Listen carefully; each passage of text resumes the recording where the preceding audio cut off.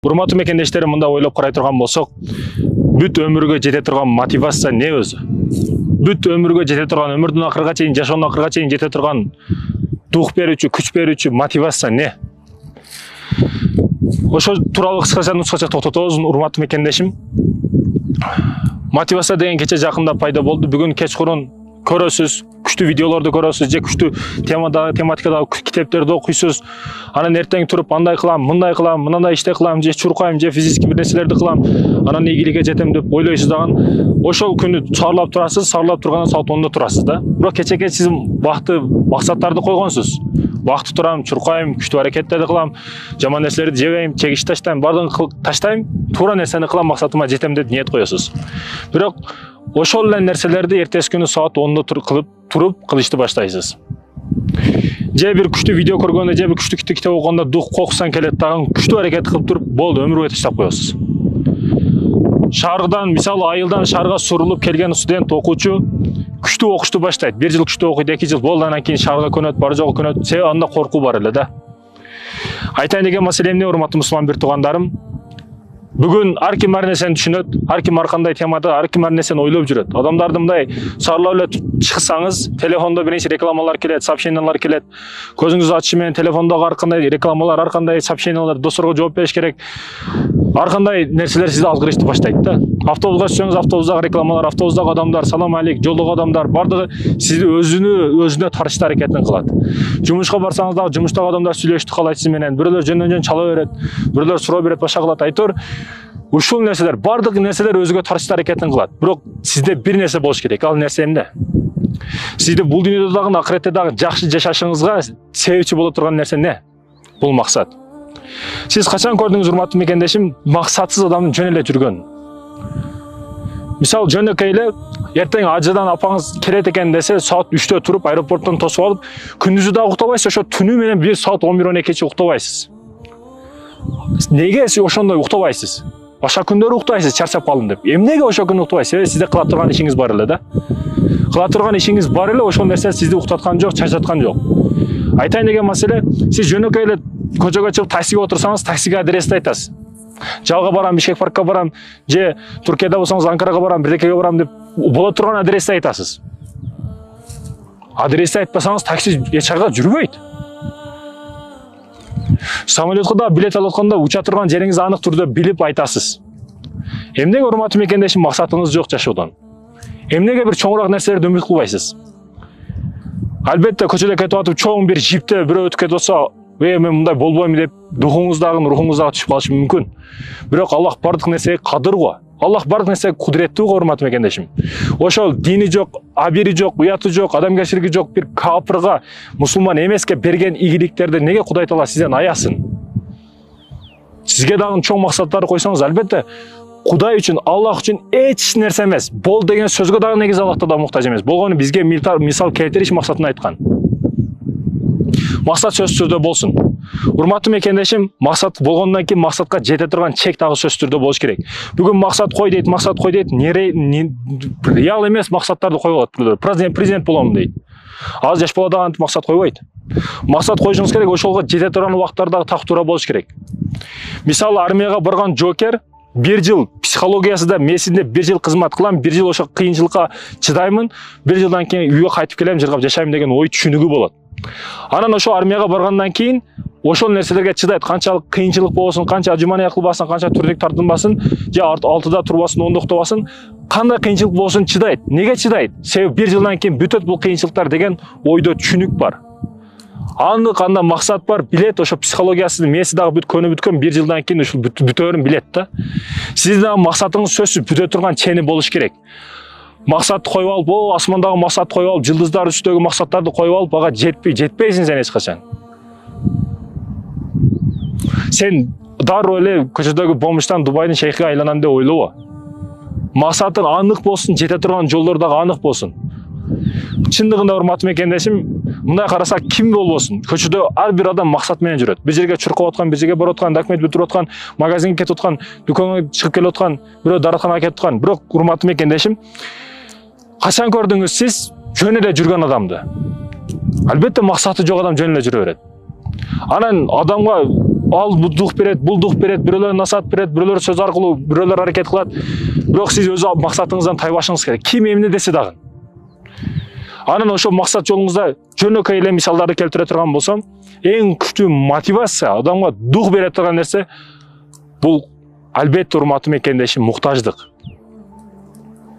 Карасак, кыйын адамдар кыйынчылык учурда келип чыккан да, өтө кыйынчылык учурда келип чыккан.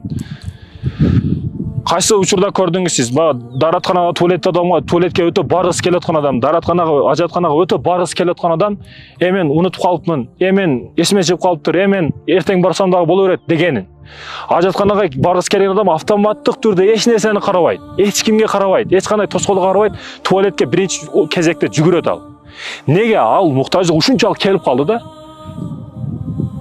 Баягы айтат го кээ бирөөлөр кыргыздарга жумурткасы келгенде чуркайт деп. Ал бул сөз эң туура сөз да. Качан сиз эң күчтүү аракетти баштайсыз, качан сиз түпүккө кирип калганыңызда, качан сизге башыңызга кыйынчылык, проблема келген учурда. Баягы туалетти мисал келтиргеним сыяктуу, качан сизге кыйынчылык, проблема келген учурда, ошондуктан да проблема негизи жакшы нерсе. Эгер ал чындап Кудайга сыйындырса, чындап аракетке түртө турган проблема боло турган болсо, бул сиз үчүн жакшылык. Бул дегени жабык эшиктерди ачуу учуру келди дегени. Меңизде миңдеген клиникалар, миңдеген талмырлар жабык турат. Аз миллион доллар десе бул биз үчүн чоң акча болушу мүмкүн. Бирок кээ бирөөлөргө копейка бул. Неге? Аны ошол жабык эшиктер ачылып бүткөнбү? Ал акчаны миңин эсептеп койгон ал. Айтайын деген маселе ошол муктаждыктар, ошол кыйынчылыктар, ошол проблемалар сизди көп нерсеге түртүп коет, көп нерселерге аракет кылдырып коет. Эң күчтүү мотивация дух бере турган маселе, өмүрүнүн акырга чейин жеткизе турган нерсе коркуу, урматым мекендешим. Айылдан бирөө келет, чара келет, айдалып кетпейин, университеттен айдалып кетсем айылга шерменде болуп барамын дейт да, байкуш кыз өтө тырышып окуйт. Контракт болсун, башкасын өтө келтирип окуп коет. Бир чейректен кечип калса, же экзамен өтпөй калса, мага ба кой бериңиз, 4 болсо да, 5 болсо да ыраазымын, кой бериңиз деп мугамдын артынан чуркап калат. Неге? Ал айдалып кетиштен коркот. Университеттен кетип калып, айылга кайсы бет менен, кайсы жүз менен барам деп ойлойт ошол нерсени. Коркуу аны аракетке түртө турматым мекендешим. Россияда кетип алсаңыз, баягы милиция документиңиз жок, милиция кубалап калса, ашпаган жерден, ташпаган жерден, ташып ашпаган жерден ашып каласыз. Неге? Сизди кубалап атып камап коюшу мүмкүн. Акча штраф салышы мүмкүн. Көчөгө чыксаңыз, кошунаңыздын чоң ити кубалап калды, андан качасыз. Өтпөгөн забордон, күндө өтө албаган заборуңузга өтүп кетесиз. Неге? Сизде коркуу бар. Коркуу көп нерсеге аракетке түртөт, урматтуу мекендешим. Эгер ошол коркуу Аллахтан болсочу, мындай ойлоп көрүңүз, Аллахтан болсочу ошо коркуу. Сенин башыңды алабыз, сени азыр өлтүрөбүз. Сага 2 мүнөт убакыт, каалаганда ибадатын кылып ал десе, баягы 2 мүнөт убакыт берилген адам кандай ибадат кылат? Чындап Аллахтан коркуу менен, чындап ыхлас менен, акыркы демдерим, акыркы ала турган жаным Аллахка чындап тобокел кылат, Аллахка чындап коркот, Аллахтан чындап көз жаш менен дуа кылат баягы адам. Себеби анда азыр башын алып чыгылат. Өлөт ал адам. Эгерде урматтуу мусулман бир тууганым, өлүм бизге чыныгы коркуу боло турган болсо, коргот турган нерсебиз Аллах боло турган болсо, биз кандай аракет кылып калабыз?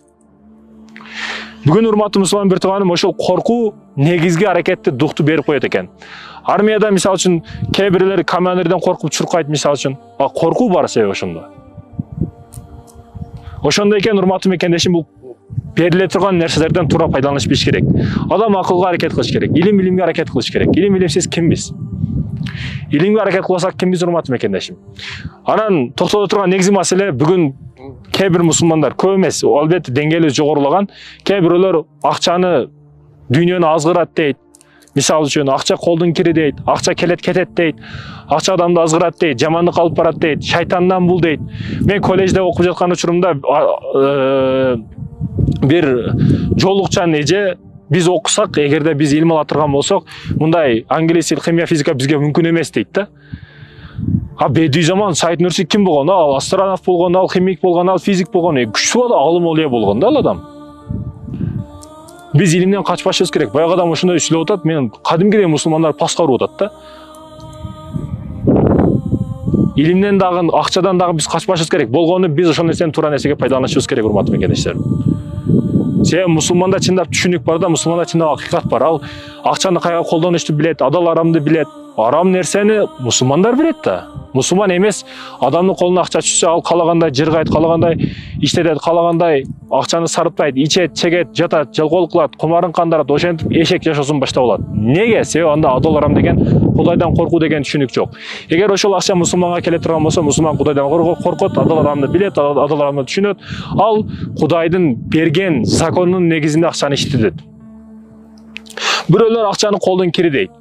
Акчанын колу кири дегендиги үчүн ал адамга түшүнүгү ушундай болгондугу үчүн, колдонушу ушундай болгондугу үчүн акча баягы кир самында колуңузду жуусаңыз кирлерди кандай кетирет? Баягы техте, стодо иштеген усталар бар го, машина чукулап, колдору бетер май кетет. Самында ишкалап жууса кандай кирлери кетет. Ошол сыяктуу акча кетип калат. Эгерде ким акча колдун кири деп ойлосо. Кээ бирөөлөр акчаны келет кетет дейт. Ал келет кетет деп ойлогондугу үчүн, урматтуу мекендешим, ал адамга кандай акча келгенин жана кантип кетип калганын ал түшүнбөй дагы калат да. Эмне болуп кетти дейт. Се аны ойдагы түшүнүгү да, психологиясы бүт ошондой акча келип кетет, болду, ошонун түшүнүгү бар. Ошондон кайдан келди маанисиз, каяка иштеткени маанисиз аныкы. Ошондой түшүнүктөр менен адамдар же акча шайтандан, акча адамды азгырат, акча жамандык алып барат деген түшүнүктөгү адамдар чындап эле ошол түшүнүгүгө жараша акча тууралуу маселени ала берет, жоопту ала берет. Биз качан акчага карата түшүнүгүбүздү оңдошубуз керек. Акча чындыгында, урматтуу мекендешим, азгырбайт дагы, ал шайтан дагы эмес, адамдын чындыгы жүзүн ачпай турган эле маселе. Мисалы, бир досуңуз жаштыгыңыздан чогуу ойноп, көчөдө чаңытып, койлорду кайтарып, эшек минип бир досуңуз менен чоңоёсуз. Сиз кедейсиз, ал досуңуз болуп кетти. Шаарга келип, бизнес кылып, бир контейнерлерди ачып, дордойду цехтерди иштеди, швейный цехтерди иштетип, байып кетти шакса, болуп кетти сиздин тилиңиз менен айтканда. Болуп кеткенден кийин алдыга барсаңыз, каршыласаңыз бербейт. Ал өзүнүн территориясында достору таап алган, байыган, өнүккөн досторду. Ал неге ошентип өнүгүп кетти, болуп кетти, өсүп кетти? Неге десеңиз, урматтуу мекендешим, ал атасы байып кетти, ал апасы алып берди машинаны, ал ушинтип арам жол менен бай деген адамдар табылат кезеги менен. Бирок, урматтуу мусулман бир тууганым, анда ойлобош керек. Бирок ар дайым жакшы ойдо болуш керек. Себеби мунун жалгыз эле себеби бар. Себеби сиз, урматтуу мекендешим, багымдатка дагы турбастан, өзүңүздү, газыңызды өзүңүз жыттап жаткан учуруңузда, ал тахажут учурунда туруп, барып контейнерин ачып ошол жерде сода кылган. Ошондуктан ал байып кетти. Ошон үчүн ал өнүгүп кетти. Ал ошон үчүн өсүп кетти. Качанга чейин бирөөгө көрө албастык кыласыз? Качанга чейин бирөөнүн путунан тартканга себепчи болосуз? Азыр сизге, урматтуу мусулман бир тууганым, бирөө ийгиликке жетиптир, бизнести кармаптыр, ушундай содагер болуп кеттир, мындай машиналарды минип калыптыр, үйү сонун экен, бассейндери дагы бар экен, үйүндө өзүнө лифти дагы бар экен деп мактаса, канча жашта экен дейсиз? 35 экен десе, мен 30-амын, али 5 жыл бар экен деп туруп, анын жашыдан өзүңүз жашыңызды айырып туруп, өзүңүзгө жол издеп, көңүлүңүздү тынчтыкка бөлөшкө аракет кыласыз. Анын жашыдан өзүңүз жашыңызды айырмалайсыз да. Урматтуу мекендешим, сахабалар не деген иштерди кылган? 15-14 жаштагы балдар 100 000 деген аскерлерди башкарып, генералдык кыла албаган иштерди кылган. Арам ойлорду токтотуш керек, бекерди жалкоолук токтотуш керек. Аракет кылыш керек, урматтуу мусулман бир тууган. Акча тууралуу түшүнүктөр ушул экен. Акча сиз кандай болсоңуз ошондой. Сиздин чыныгы бетиңизди ачып кое турган маселе экен. Биринчиси, өмүр бою жете турган мотивацияны айттык. Өмүрүңүз акыргача жете турган мотивация бул коркуу экен, чыныгы кыжалаттык экен. Себеби адам чындап корккондо, кыжалат болгондо билинбеген адамдын күчтөрү сыртка чыгат. Коркуу, кыжалаттык адамга күчтүү берип коет. Андан кийин эмне дедик? Андан кийин акча тууралуу айттык. Акча чыныгы негизги түшүнүктү берип коет. Адамдын чыныгы жүзүн көрсөтүп коет. Байып кеткенден кийин андай болуп кетти, мындай. Жок, ал ошол эле адам болгонун чыныгы жүзүн көрсөтүп атат акча. Андан кийин, урматтуу мусулман бир тууганым, максат койдук. Максат тууралуу көп нерселерди айттык. Максатка жетүү жолундагы нерселерди айттык. Максатты коюш керек сөзсүз түрдө адам. Себеби максатсыз жаратылган эч нерсе жок. Бардыгы максат менен. Аллах Таала бизди дагы максат менен жараткан. Өзүнө ибадат кылуу үчүн. Ошонун катарында биз өзүбүздүн жеке максатыбыз болуш керек. Жашоодо иш калтырыш үчүн. Урматтуу мусулман бир тууганым, максатты койдук, максатка койгондор көп. Чындыгында койгондор көп. Бирок коюп эле коюп кеткендер өтө көп да. Жеткендер өтө аз. Негизи коюп коюу эмес, негизи ошол нерсеге жетип баруу. Мисалы, урматтуу мусулман бир тууганым, илим бар, илимге амал кылуу бар да. Илимди билүү бар, илимге амал кылуу бар. Мисалы сарылап туруп чуркаш жакшы экендигин сиз билесиз, 100% жакшы дейсиз, мактайсыз, ден соолукка пайда путум пушат, каным тез айланат, өтө жакшы болот деп билесиз ошол нерсени. Бирок ошол нерсени кылбайсыз. Неге? Себеби сиз кылбайсыз, жалкоосуз. Демек, илимди билиш башка нерсе, илимге амал кылыш башка нерсе да. Ошол эле сыяктуу максат сыяктуу. Максаттагы коюш башка, ошого жеткен адамдар ал башка адамдар да. А максатты жөн эле коюп койгондор алар башка адамдар. Мисалы үчүн урматтуу мусулман бир тууганым, спортсмендер күчтүү нерселерди жешет. Күчтүү нерселерди жеп туруп, жаман нерсе, майлуу нерселерди ташташат, жалаң сууга кайнатылган нерселерди жеп, алма сыяктуу, банан сыяктуу таза нерселерди жеп туруп тренировка кылат. Ошол фигурасын пресстерине чыгышка жардам берет. Ошол сыяктуу эле нерсе жардам берет мээнин зенин күчөйүшүгө адал продукциялар. Качан ошо мээге китептерди окуп берген учурда баягы таза тамактаныш жардам берет. Ошол сыяктуу эле максат коюп жөн эле жата бербеш керек. Аракет кылган учуруңда ошол натыйжасын берет. Муну айттык урматтуу мекендеш. Максатты койдук. Максатка карата кыйынчылыктар болот. Эң биринчи учурда эле пешенеңе келип ударлар тиет. Болбогон нерселер, болбогон арзыбаган кече сенин үстүнө күлүп жүргөн адамдар, башкалар бутуңдан тартат. Өтө кыйынчылык көп болот. Бирок ошо карабастан жеткен учуруңда бир жолу дем аласың, мен чындап жеттим дейсиң ушул нерсеге. Канчалаган кыйынчылыктар болду, бирок жеттим дейсиң. Ошол нерсени билиш, ошол нерсени ошол атмосферада, ошол чөлкөмдө, ошол учурда бир дем алыш, бул чындап урматтуу мусулман бир тууганым, ийгиликтин деми. Аракет кылышыбыз керек. Урматтуу мусулман бир тууганым, чындыгында көчөгө чыгыш үчүн дагы, магазинге чыгыш үчүн дагы биз аракет кылабыз. Жөн эле жаткан жерибизден турабыз да, жок дегенде. Бийик чокуга койгон максаттарга жетиш үчүн чындыгында аракет кылышыбыз керек. Аракет токтотпошубуз керек. Бирок ошол эле учурда аракет кылып жаткан учурубузда көптөгөн проблемалар чыгат. Документ иштеринде, бизнес иштерибизде бардыгында проблемалар чыккан учурда ишеничибизди жогото баштайбыз. Максатыбызга карата ишеничибиз жоголуп кетет. Ишенишибиз керек. Ишенбесек кантип аткарабыз? Биринчи мусулман бир тууганым кийик, бугу карайт. Тоону чокусун карайт. Жетемби, жетпеймби деп ойлойт. Жетишиге ишенсе, анан аракетти баштайт, ошол чыгып барат да. Кийик. Карышкыр мындай олжосун карайт. Жетемби, жетпеймби? Алым жетеби, жетпейби? Көрөт, билет, ишенет. Олжосун барып кармайт, жейт. Урматтуу мусулман бир тууганым, сиз дагы ишенесиз.